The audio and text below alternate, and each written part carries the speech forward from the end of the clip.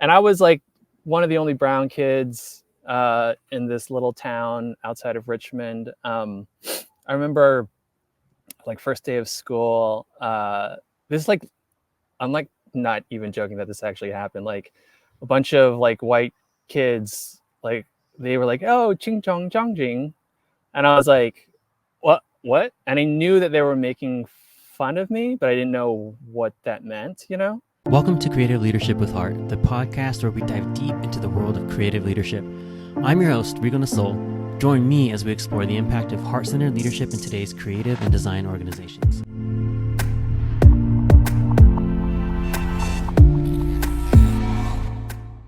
All right, welcome back to Creative Leadership with Heart. I have Rom Alejandro here. I've been looking forward to this conversation. I'm glad we were able to connect. He is a senior editor at Masterclass. He's also a filmmaker, freelance editor, and writer-director. Welcome, Rom, to the podcast. Oh, I'm so excited to be here, man. This is so cool. Really happy to support you and everything you do, and just have like a really cool conversation. Sweet. Right on. So just to start, just going to jump right in. Tell us a little bit about yourself and your journey as a creative in tech, Hollywood, and now is Masterclass considered ed tech? I think it's considered ed tech. I think it is ed tech. I mean, they're based Yeah. out of San Francisco, so I think of them as a startup kind of Yeah. company. Yeah. Yeah. Yeah. So tell us a little bit about what was it that got you into creative and AV and filmmaking? I mean, my story starts with like a lot of creatives, I think, in high school, like my younger years. I had a best friend in high school, and he had like a digital camera and one of those ones that like you would put on a hard disk. Remember, there's like 3.5-inch floppy disks. So you can only record like 15 seconds at a time. And we were just bored one day at the beach, didn't have anything to do. And he was like, "Hey, I got this camera. Let's like make a movie." And we made this movie called Asian Hoop Dreams, which was like a spoof of me trying to become an NBA basketball player to play with Kobe Bryant. So that dream never happened, obviously.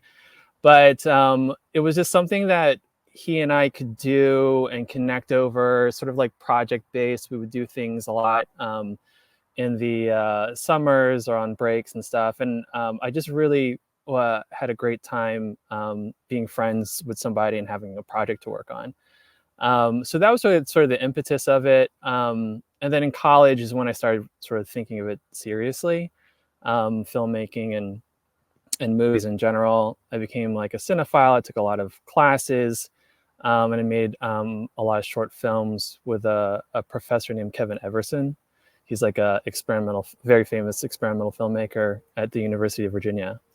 So I went there, and they didn't really have a film program, but I had a lot of, I was sort of like a in the filmmaking club, which is like an alternative to the Greek society there. So I was like surrounded by my friends and could make movies and stuff, and really like found my place there, and made some short films. One of them actually, in a weird way, got some buzz. No, I wouldn't say buzz, but just got noticed because it won a film festival, and it was a little write up in Variety, and I had a couple producers from LA, like who were alumni at UVA, like hit me up, and I was like, "Oh my god, I'm famous!" So I was like, "Okay, I'm gonna go to Cal Arts." So I got into Cal Arts, but turns out that's very expensive. So I moved out to LA anyways, and just started working. That's how I got out here. So, Nice. and then since then, I kind of just jumped around. Like the whole goal was to be an independent filmmaker, but at that time, I remember there was the writer's strike and a whole bunch of other things happened. So I kind of fell into more like post-production, documentary, went to reality TV, went to like educational courseware, made some stuff with like Robot Chicken, did all kinds of animation stuff, and eventually landed over at Netflix, where I learned how to cut trailers, and that's where we met. So that's kind of like a quick overview, but a lot of meandering steps to get to where I'm at right now. Was there a moment in time where you're like, this is what I want to do? Right? Was it like making the short films on the beach? Or was it when you're like, in a class being like realizing what this is like and being into it? Was there that moment for you? Yeah, I was. There were three movies that I saw in college. One was Mean Streets by Scorsese. It was David Gordon Green's All the Real Girls, and Bernardo Bertolucci's. Oh my god, I'm blanking on the name of it. The Conformist. And those movies, I was just like, oh my gosh, you can make movies that are like, personal, and kind of, just had this sort of auteur type of thing. I just learned about like the auteur. Oh yeah, the 400 Blows was also another one. Mhm. But I was like, I guess you can do that uh, as a filmmaker and sort of have that personal expression. So I was like, if I could do that for a living, I think that would, and do that with my friends too, because I listened to a lot of like the DVD commentary, and it seemed like all those people were making things with their collaborators that they had known for a while and were very close. So that excited me, and that's kind of where I came at it from. Yeah. Yeah, Nice. And we talked a little bit about this. Even taking a few more steps back, right? We talked a little bit about before we hit record in the pre-show. You and I are both first generation Filipino American. Kababayan. Yeah, for sure. Um, and yeah, I mean, it's something that you and I have had a lot of conversations about in Yeah, general, like things we've seen, things we've done, how we help support our community. So a couple things. Well, how was that growing up? Because I think you grew up in the South, yeah. right? So how was your child? What was your childhood like, and how did that shape you as a person you are today and as a creative? Yeah, I grew up outside of Richmond, Virginia, which a lot of people sometimes were like, "That's not the South." I'm like, "It was the capital of the Confederacy," and I grew up in a place called Short Pump because it at the time when I grew up there, it was pretty small. It had like one little intersection that had like a very short pump where you would like water your horse or whatever, like when you're going between Richmond and Charlottesville. So it was kind of small. Hmm. And that was like the first day of school, and it's almost comical to me because like that kind of thing seems like if you saw it in a movie, you'd be like, "Ah, come on, like seriously." But it was very like that was the first thing that I remember with school. So I always had this, um, intersection between, uh, you know, being in a predominantly like white area and kind of feeling like an outsider.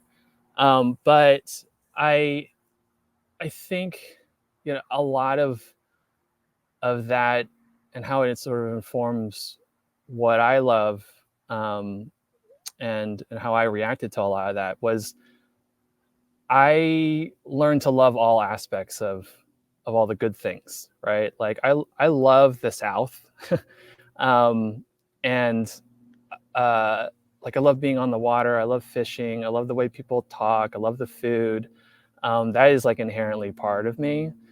And at the same time, I'm also there's that duality of feeling like of being like Filipino and being like proud of my background and our food and the dances. Like I did all the dances like to Nickling and the coconut dance, and then really celebrating that stuff and how to sometimes reconcile those two things, you know.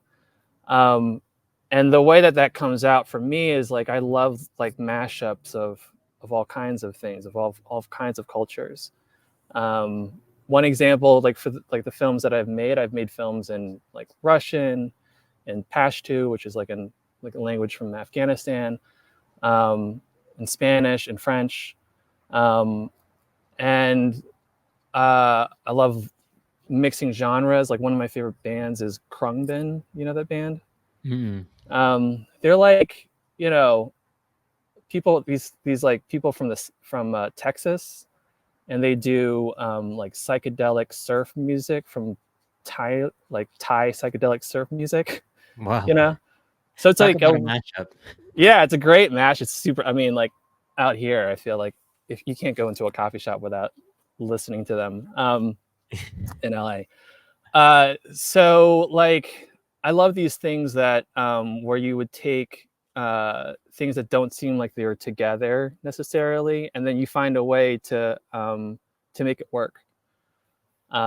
And so I think that that has informed my creative process, and also um, like the actual like things that I like. Hmm. I love European cinema. I love Asian cinema. I love it when like people from those countries come over here and make movies. I think those are always the best films, you know. Um, so I don't know. Does that answer your question? Yeah, yeah. I mean, Yeah, it's about how how you grew up, right, and what yeah, influenced you. And one thing I also wanted to get into were, and you mentioned a little bit, but just what are some of the things that maybe, I don't want to use held you back because I don't think held you back is a good way to say it. But what are some of the struggles that you had to face growing? Because I grew up yeah. in the Bay Area, which is like the highest concentration of Filipinos Sure. outside of the Philippines, right? So I have a much different experience. Yeah. Most of the things that you talk about, I experienced when I would leave the Bay Area Mm. and go to different places, right? And also I experienced it in other ways. Did you Um, guys I speak Tagalog in your family, or was it like in the Bay Area? No, we No. didn't. We Okay. didn't because my parents didn't want to hold us back in any way, Yeah. like because back then, right, I'm gonna date myself, but like in the 70s and 80s, right? Um, things like you mentioned were prominent in schools. Like if they didn't know what you were, they thought all Asians were Chinese, Yep. right? Even so much so when I was working at Zappos and I would go to different parts of the country, everyone thought I was Mexican. Um, Yeah, and they're I get like, that too "Oh, for yeah, I know sure. all the Mexicans in this area." I'm like, I'm Filipino." And so I had to have to kinda not be offended because I was a manager, but then also, like, educate at the same time, Right, right. right? Yeah, So I would say a couple of things that even from what you're talking about. One, still same thing, Tagalog. Uh, spoke it growing up, but then once we got to school, they were like, your kids are gonna get confused, right? So immediately it was like, and gosh, it's so sad because now if I could speak Tagalog to my kid, I would totally do that, you know. mhm, Um, and that kind of continued throughout my elementary school and middle school experience. I remember one of the big things for me as a uh, in elementary school, I was in like the same classes as like gifted kids or whatever, but they never classified me as gifted, right? And I remember I was like, I used to like do a lot of, I did really very well in those classes, right? And I didn't quite understand it at the time. Like later on, my dad talked to me about it, but I remember like looking at a photograph of my classmates and being like, I'd be like the only brown face in there, and I'd be like, why do I look so different from everyone? I don't feel that much different, and how come I'm not being classified in the same category as my peers? Um, and I think that that was just like in what we would say now is like that was just like an unconscious bias on the part of schools, like and um, but for me, I remember I was sitting on the curb. I was like in fifth grade, and I was like bummed because if you were in a gifted class, you could then go into other gifted classes, right? Like there's a mhm, trajectory there. I remember feeling really bummed about that because my sister was like fantastic at school. She's like 2 years older than me, and she was like always great at it. Um, and I felt like I didn't get the opportunities. Uh, but I was, in fifth grade, I was sitting on the curb with my dad, and I had known that my sister was applying to this thing called like the governor's school, which was like kind of a magnets program. Um, and I told him that I was going to get into that school, that I could do the same things that my sister did, even though I wasn't like classified um, uh, in the same way that she was.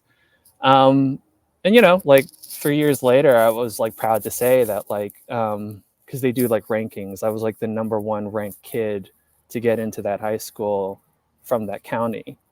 And so it sort of lit a fire under me to sort of have that chip on your shoulder to always prove yourself. And I think that like that continued on. I mean, through to this day. I mean, I think all minorities have that sort of feeling that you kind of have to do a little bit more.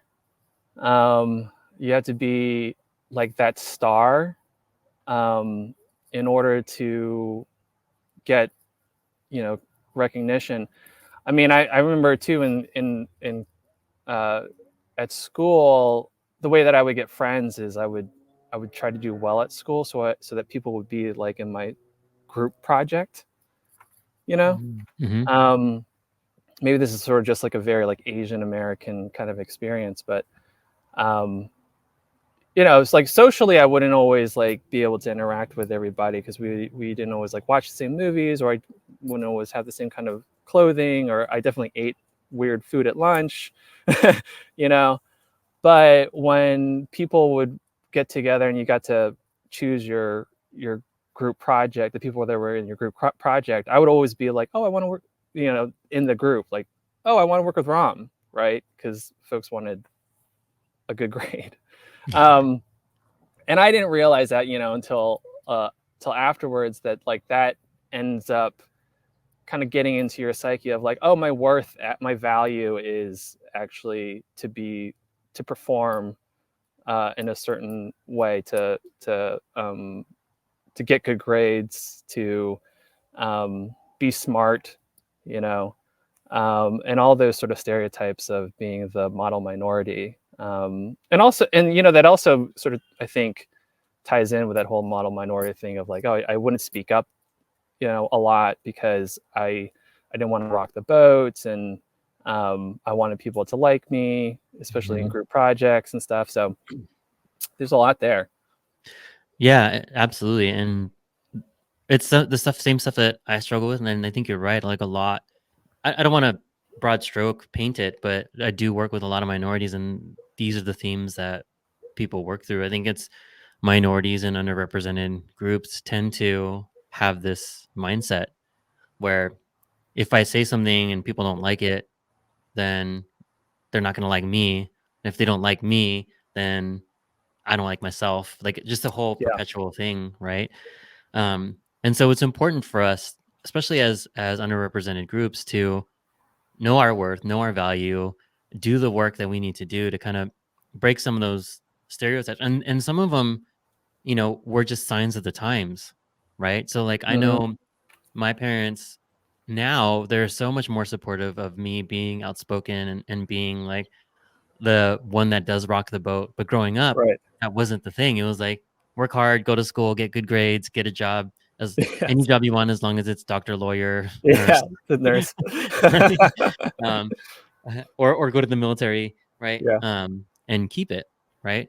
So I've even seen their and they came here with $50 Right. and my brother and like just hope. So I give them tons of credit and tons of props for how they what they did with their lives and how they raised us. But they did the best that they could, and I appreciate them for that. And what comes with that is the times that we grew up in, and we just have to know that things are getting better. There's Hmm. still a long way to go for like our kids, right? But Yeah. it is getting better. Yeah, it is getting better. And one thing that I think is interesting, even from what you were saying there, is like being a first generation person, like how that, at least for me, how that impacted some of the decisions I made to kind of honor my parents as well. You know, like they didn't have a lot when they got here. And I was thinking about like when I went to the Philippines and I would see like, you know, the town that my dad's from, like Isabela, and it's like small town, and he would talk about these like, you know, these huts with like bamboo floors, and a snake would pop up. And you know, you see those things, you know, Hmm. when you go and you're like, oh my god, this is like third world, dude. like like you are like an astronaut basically. You got to live this middle class life in America, and like how can I not honor that? And in some ways, the best way for me to honor that is not necessarily like doing the doctor, lawyer. And no, if you do those things, that's great. Like, but for me, like I had to follow in many of the same ways like my parents followed, like um, a path that would prove to be the most successful, and that was doing something creative, and do those things, take advantage of those opportunities that maybe they didn't get to have take advantage of. You know, Hmm. like my mom is a very creative person. She like she writes a lot. I got her that, you know, that thing Storyworth. Have you heard of it? Yeah. So I got her Storyworth, and she basically my sister and I did, um, and she wrote like a 2 volume set of her life. You know, she just has like a creative uh, sort of spirit, and I think that maybe, you know, if she had the opportunities that I had, maybe she would have done something creative as well. Um, so I think of that. I sort of think about that, sort of like what's the best way to honor your parents' struggles. You know. Yeah, absolutely. Like that's 100%. I don't know if I was this on another podcast, but I actually used their struggle to help them see my perspective, right? Because I wanted Mm, to not do something traditional and I wanted to go away for college. mm, And they were like, "No, you can go to San Jose State or like UC Berkeley, that's here, it's local." And I told them, "Look, you were supposed to be teaching. Like my mom was supposed to be a teacher, my dad was supposed to be a farmer because that's what their family history. right. That's like my Lola and Lolo were teachers and farmers and all that stuff, and that's what they're supposed to be. But they said no, I want something different. I want something better. So like I wanted to your vein to honor them by saying you did so much. My parents did so much to give us an opportunity to do the things that we wanted to do to have a better life. And so this is me taking advantage of the struggles that you went through and let me find my way just like you took a chance and found your way, Yeah. right? And so like, I admit when I was first graduating, I was scared, so I was going to be either a music teacher or like an engineer because your parents are like, "Oh, make sure you're secure, you have a good job." And so that's what I thought it meant. And the more I started to take those classes, the more I started to do, the less I wanted to do it. Right. Um, and when I really found what I wanted to do was I wanted to be a promoter and an editor. I just followed that and I used their story as my inspiration to follow that, Yeah. right? And they allowed me the privilege to chase after something different, just like they went against their parents to chase something different. Um, Yeah. I mean, I'm so happy that when I started talking about films and movies and stuff, that my parents were excited about that as well. You know, so thankfully, you know, they had the. Maybe I wonder if that's like a if that generate if that's a common story of creative, like Filipino creatives, like, oh, apparently my parents actually liked it. You know, but good for them. Kudos for both our parents for seeing that in us. yeah, absolutely. I want to transition into some more stuff that you're doing now. So you've Oh, done a hey, lot. before you do that, can I Oh just yeah, say one thing, sure. since we're just before we transition away from the Filipino Yeah, thing? yeah. I might have said this to you before, but it was a huge thing for me to go to Netflix and see like a male Filipino, like a man, Filipino man, be the boss of a bunch of bosses. I don't know if I ever told that to you, but like just like seeing somebody that looked like me, that had the um, the kind of like approach that I could identify with, you know. I mean, you know, you talk about like having heart and like leading with heart and stuff, and I feel like that is a very sort of Filipino way of going about things. Um, Sort of seeing that and being like, oh, like I don't have to conform necessarily to what have seen. I could be my own person um, and be successful. I had never seen that before, you know, and so it was a revelation for me. And so I've always, you know, I latched on to that, and always have thought of you as a mentor in that respect. So yeah, I just wanted to say that. Well, I appreciate you. Thank you. Um, yeah, I mean that's just the way. I think there has to be a balance. There's definitely, especially in a place like Netflix, there's definitely enough head centered leaders. Sure. Um, and for me, balance. It's all about balance, right? And people being themselves and who they are, and being them. They're allowing for them to be their best selves. So hopefully that's my philosophy. Hopefully that's an environment I created for you all. and you all did amazing work. It was easy. So it wasn't a difficult thing. You all made it easy. Um, but thank you for that, Rom. Of course, yeah. Um, yeah. So yeah, getting back into some of the stuff you've done. So you've done a lot. You've done documentaries. You've done short films. You've done marketing work. You've done trailer work, social, like all kinds of stuff. What is the inspiration behind your work and what you do? Oh gosh, that's a good question. Um, oh gosh, the inspiration. I mean, I would say that like, well, first off, not everything that you work on is going to be like the thing that like you align with creatively, right? Um, so especially when it comes to like marketing and advertising and commercials, I think it's really important for people to remember that those things are different from films and art, and that's commercials and marketing and all that stuff. So all that commercials, marketing, branding, that's actually there because you have to motivate people to do something, either click this thing or go to the movie or buy whatever. Um, so the creative behind it, you kind of have to find the like the thing that is that will motivate, like that's actually exists in the piece, um, that motivates somebody to go out and do that action. Sometimes it's harder than most when it's something that I align with creatively. I find that it's usually something kind of inspirational, kind of transformative. I really love like sports, for instance, because there's usually some kind of struggle there where someone is like has overcome either an opponent or their own physical limitations and kind of transcended the sport in a way. Um, and you can find that sort of like idea of transcendence in like a lot of the things that I've worked on, whether it be in sports or design or art or just like a character that is learning about themselves. Right. Those are the things that I gravitate towards, um, because I think that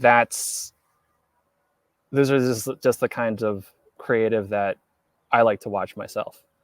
Yeah. So when I feel like inspired to do something, um, uh, it's because I just personally like relate to it. Um, so so yeah, I don't know if there's uh, that feels kind of like a general answer, but I think that personal like a personal I had to connect with a piece personally, um, in order for me to like do well with it. Hmm. And if I don't, um, a lot of times it ends up being button pushing, and I know it. Yeah. You Yeah. know, and I have to find like I had to have like a lot of conversations with people about like, okay, what is this thing, and like how do I find that emotional aspect to it? So yeah, Yeah, I mean, it's true. If you want someone to do their best work, they should feel inspired and motivated around it, right? And it is you're right. It's often hard as a creative to find that thing. So yeah, like you said, when it's something you connect with, it's easy with sports or like for me, it's like music and something like that. If it's something inspiration or just stories of like struggles, like I connect with those things. But then when you're talking about commercials or like ads, um, sometimes yeah, it's just about finding connecting with like why is this important to this person, what kind of transformation will this person get, and that's a great word that you use, transformational. Like what kind of transformation is this person going to get by clicking on the thing, buying the thing, watching the thing, experiencing the thing, and is that an like how can I connect to that transformation as opposed to like just it's a widget, like I right. don't care about widgets but the widget is going to make this person unlock their true potential. That's the thing we get behind, right? And it almost starts to dovetail, like we talked about this in the pre-show, with the book recommendation you have, because Oh I've yeah. used that same book in ways to create that connection. So you want to share the book? Yes. Yeah. That book is called, let's see, I have it actually right here. Archetypes and Branding. Um, I should get a sponsorship deal from these Yeah, folks. but you would have got commission from me for sure. um, it's a book actually. So I have some friends from Richmond. You know, the great thing about growing up in Richmond is it's like a very like creative community. There's a VCU, and there's an advertising program there, branding program. And so I was turned on to this thing by a couple of my friends who do branding for a living. And basically, what it is, it has a bunch of archetypes, and there's these like cards that come with it. They're sort of like tarot cards almost. Um, and the idea behind it is that there's when you're thinking about branding and commercials and things like that, you're trying to distill what can be a complicated story down to something that like everyone knows. And usually that can be considered like an archetype, not a stereotype, but an archetype. Um, I think in the book they say that stereotypes close options, and archetypes open them Hmm. for people. But I you can go through this book and learn about the different types of the different archetypes, and you can apply them to the things that you're creating. So you can say, for instance, like, oh, the movie that I'm working on, the main character is this archetype. So if I had to tell that person's story in like 30 seconds, then they have to adhere to the archetype, and usually that's pretty self-explanatory within the film itself, right? Because they've put a lot of time and effort into that creative. But you want to identify that for yourself too, so that you don't cut something out that is necessary for telling that story. What the other thing you can do too is you can be like, well, what is the audience, the audience expecting? Is the audience are the audience? I just pulled this card. So this is the idealists, right? So is your audience a bunch of people who are idealists? And if so, what does that mean? On the back of this card it says a belief in the possibility of change, strong vision and work ethic towards the greatest common good, cooperation and collaboration, authenticity, altruism, self-confidence, you know, and I'll use that. I mean, this is very sort of like masterclass, right? Um, I'll use that to just give me like a guidepost as to like who I'm making this thing for. Yeah, I love what you're saying about like thinking about the audience and how this is landing and how it can be something can be transformational for them. Um, that's definitely something that I think is core to what we're doing over at Masterclass. Um, and I think it also sort of speaks to anything that's sort of altruistic for myself, as a creative is like, oh, maybe I'm like contributing to people's or not just society in some way, or people's experience, that they can watch this thing that I'm working on or promoting and find some kind of transformational change. But this just makes it easier to figure those things out, and it gives you a way to also talk about it with other people. Have a Hmm. little bit of the same language as you're collaborating, um, and I love it. I don't use it as much as I used to because I kind of digested it well enough that I can kind of figure it out on my own, and make some of those decisions. But before Netflix, I hadn't really cut a lot of trailers and marketing things, so it was a really great guide for me to go from like documentaries and indie films, which can be very like sometimes delve deep into very like complicated subjects, and sometimes in the first things I cut, I would be like, oh, this is very complicated. I would get a lot of feedback like, oh, this is like too heady, and what this does is like it helps me distill it down to like, oh, like you watch the first 15 seconds of this thing, and that is, that is a funny clown archetype, Right. you know. Um, uh, yeah, you can use it for brainstorming. You can use it for analyzing something. It's great. It sounds like you've been using it too, so Yeah, that's good. absolutely. It's we use the that book and then a similar exercise to do a branding exercise in my last company Mm, where we came up with the personality types which are based on archetypes, which was kind, curious, confident, and irreverent, right? And so like that puts a sort of personality, Mm, targeted personality to your brand and your audience. So now that's your voice. That's like the lens you use for any creative is, does it hit these four things? Is it a little bit irreverent? If it's too serious, then like right. we weren't the academic ed tech company. We were the fun ed tech company. So if it was too serious, we're like, we're not Harvard, Right. we're out school. Right. So like that, it's a great guideline. And even when I work with other coaching clients around some of their branding work, I can tell if they've done this exercise or not, because is the audience defined? Is the personality defined? What's it like to go to dinner with your brand? And they have Mm, no idea. I'm like, probably some more work that you need to do, because that is a great, for me, that's a great barometer of how strong is your brand. What would it be like to go to dinner with your brand? What would that experience be like? I Right? love that idea. Yeah. So Uh, like, yeah, we did it on Netflix, and I forgot the third, but it was like pioneering, welcoming, and something else. So like, if you sat down to dinner with Netflix, they'd be welcoming, but they'd probably talk to you about all the crazy new stuff that they want to invent. yeah. Right? And they would over order. Yeah, and they definitely over. Um, okay, I know we're coming at time. I have a couple more questions I want to get. Yeah. Now it's more kind of getting into advice stage. Sure. So, um, knowing what you know now, what is a piece of advice you'd give somebody wanting to get into creative?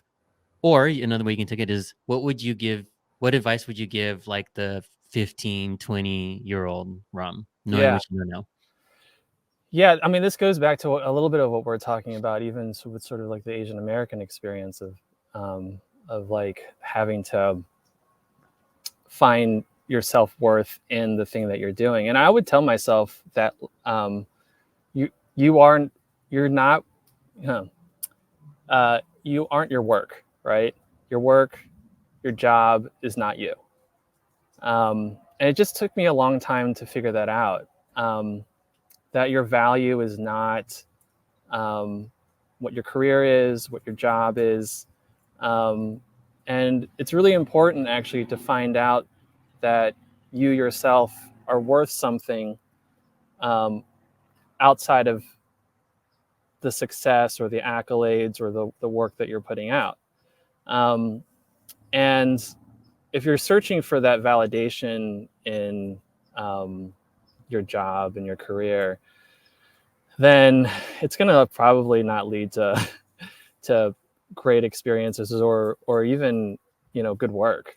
Um, so uh, I think that when I found that out about myself, I was actually able in some ways to sort of unlock um, more potential and more creativity because I don't know if a lot. I mean, I'm sure every creative goes through this. It's like, oh, this thing that I made, this is like me and my baby, And it's like, no, dude, that's a trailer for this movie. It's like, don't touch it. It's like it's everything that it should be. And it's like, it's not.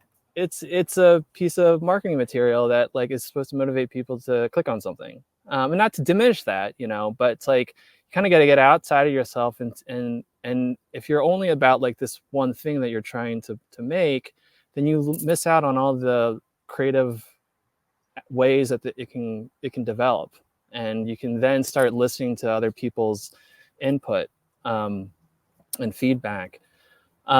So you know, there's a lot of things, and I would also like I'd also maybe make the analogy.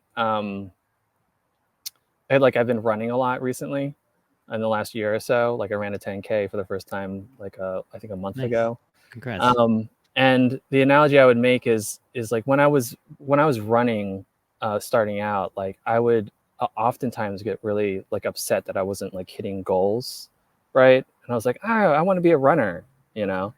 But when I started being really successful in running and getting past like 1 mile, 2 miles, getting up to 4, 5, 6 miles, it's when like my mindset changed about like, oh, you're not reaching what you set out to do. It's like I started looking around and appreciating the run, like, oh, this is beautiful outside in California, and I'm breathing. Oh, my breathing is nourishing me.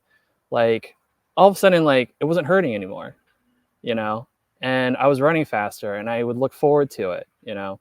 And I think that sometimes with your career, if you can let go of this idea of sort of whatever preconceived notions of what you are as an artist or creative, and sort of let it come to you, let the game come to you, so to speak.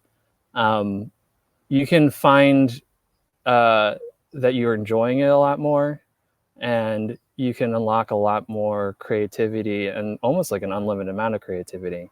Um, yeah, that's what I would tell myself.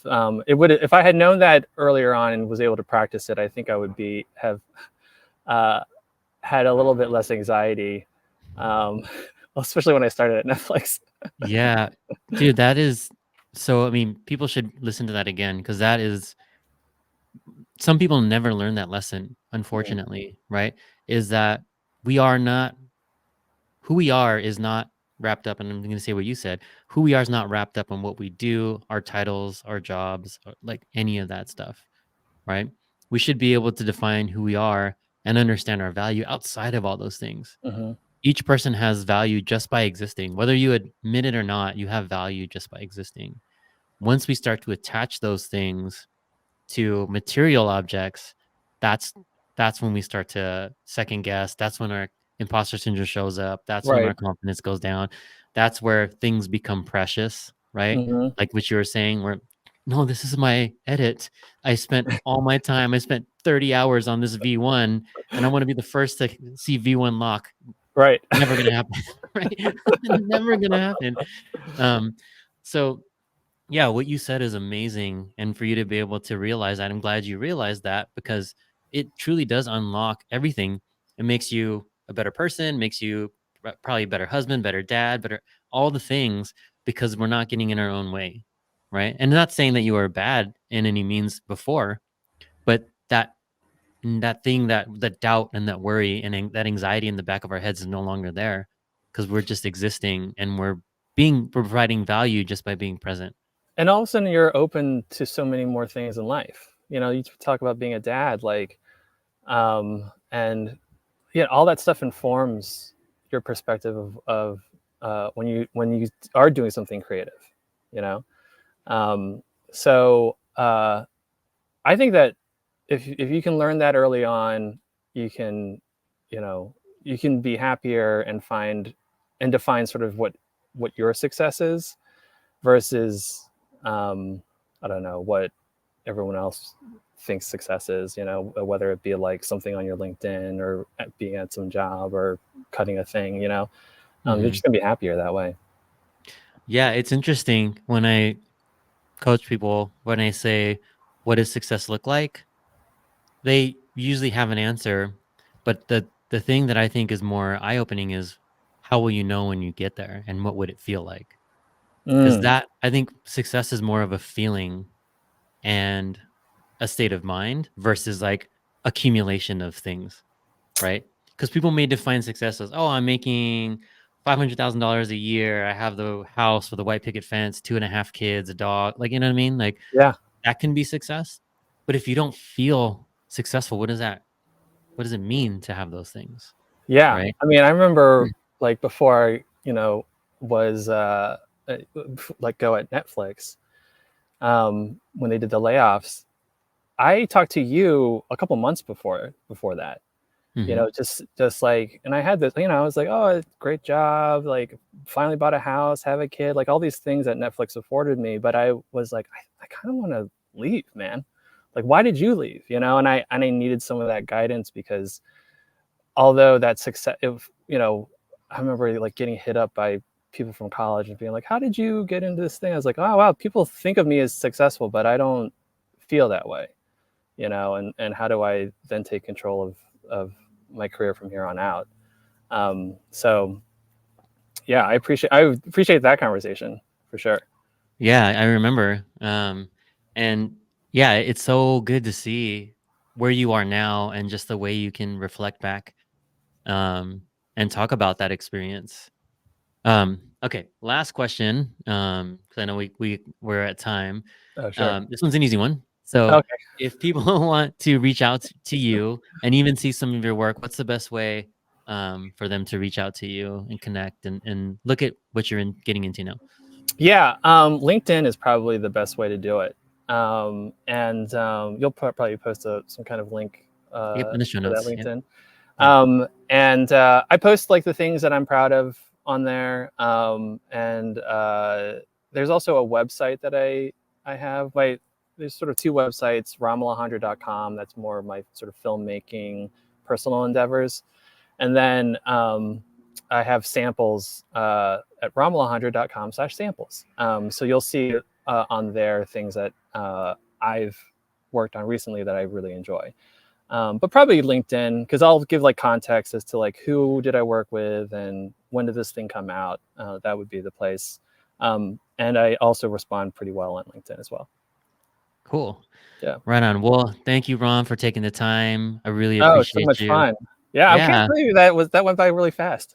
Yeah. Time goes by. We probably could have kept talking for a long time because it's Yeah, just, just you and I, like we've talked much longer than sure. 45 minutes before. Yeah. But yeah, thanks for staying on. And dude, I'd love to have you back. Oh, for sure. Maybe Thank like you for having next me year. on.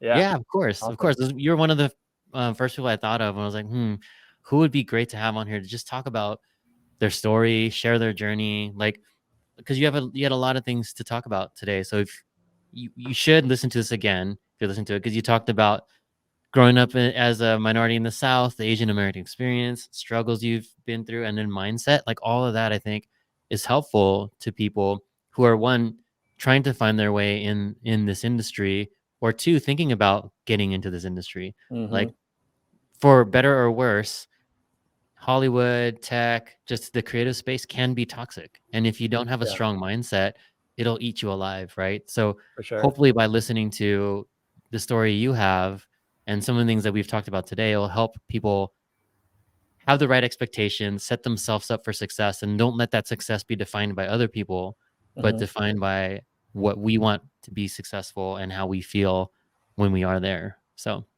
yeah, thanks again. That's awesome. If you're listening, check out the book. I dropped a book recently. It'll be linked in the show notes. Creative, was it The 7-Figure Leader? Unleash Leadership Excellence. Thanks again, Rom, for taking the time. Oh, I thank you. appreciate you. So much Yeah. fun. We'll do it Have an again for amazing sure. week. Yeah, we'll definitely do it again. All right. Have an amazing week and Thanks. take care. We'll see you all next time. Awesome. Thanks for listening to Creative Leadership with Heart. If you haven't already, please like and subscribe. It'll help make sure that you get notified every time there's new episodes that are coming out. And if you want to connect with me, check me out at riconasol.com. All right, all. Have a good one.